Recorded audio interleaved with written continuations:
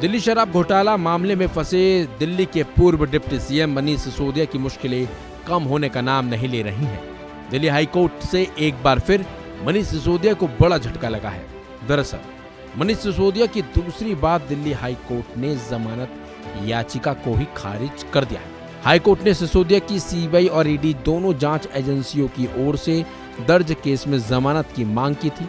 मनीष सिसोदिया की जमानत याचिका पर फैसला जस्टिस स्वर्णकांता शर्मा ने सुनाया। आपको बता दें कि दिल्ली हाई कोर्ट ने 14 मई को सिसोदिया की जमानत याचिका पर अपना फैसला सुरक्षित रख लिया था। दिल्ली हाई कोर्ट ने मनीष सिसोदिया की जमानत याचिका को खारिज कर दिया, पर उनको बीमार पत्नी से पहले की तरह मिलने की मंजूरी दी है। इसके मुताबिक मनीष सिसोदिया हफ्ते में एक बार अपनी पत्नी से जाकर मिल सकते हैं। हाई कोर्ट ने मनीष सिसोदिया की जमानत याचिका खारिज करते हुए कहा कि भ्रष्टाचार निरोधक कानून और पीएमएलए के प्रावधानों के मुताबिक खुद को जमानत का हकदार दिखाना होगा।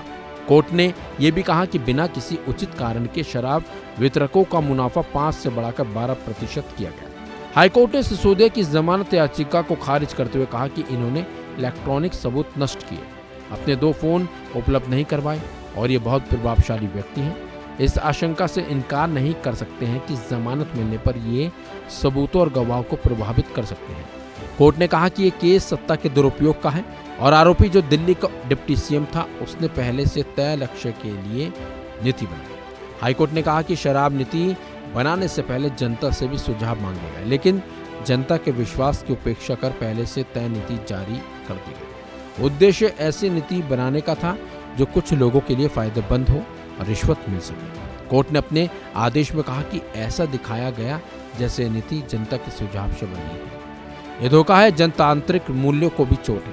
आपको बता दें, इस केस में दिल्ली के सीएम जमानत बाहर आए हुए हैं, लेकिन मनीष सिसोदिया की इस मामले में मुश्किलें कम होती हुई बिल्कुल अभी तो नजर नहीं आ रही है, बल्कि इस केस में लगातार मनीष सिसोदिया फंसते जा रहे हैं।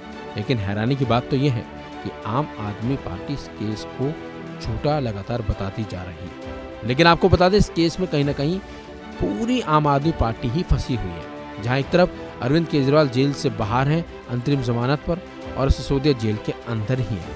खैर, अब देखना होगा कि आखिरकार मनीष सिसोदिया को कब और कैसी राहत इस केस में मिलती है, क्योंकि जिस तरह से कोर्ट लगातार उन पर फैसले सुना रहा है उससे तो उम्मीद कम है कि वो जल्द जेल से बाहर आएंगे। फिलहाल इस खबर में बस इतना ही।